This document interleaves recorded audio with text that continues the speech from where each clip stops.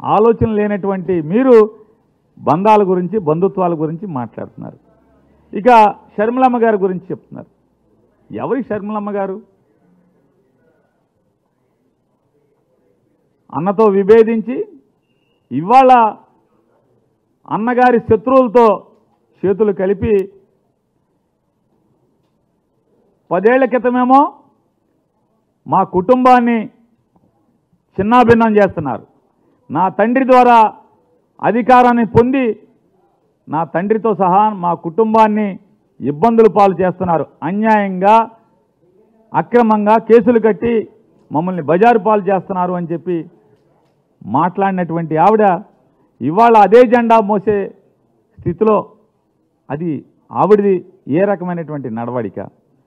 జెండా మోయటమే కాకుండా ఇవాళ బజారుకి ఎక్కి సొంత అన్నని ఏ రకంగా మాట్లాడుతుందో ఆవిడ. మరి మాట్లాడినప్పుడు యుద్ధంలోకి వచ్చిన తర్వాత అన్నని దూషిస్తున్నప్పుడు అన్న సైన్యం ఏం చేస్తారు?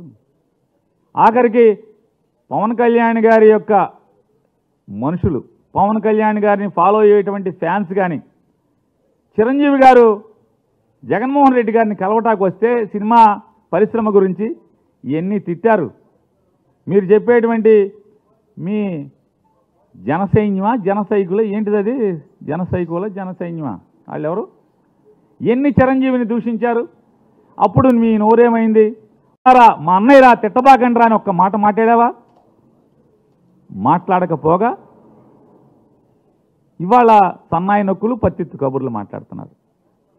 ఇక నీతులు మీ దగ్గర నుంచి చెప్పాలి.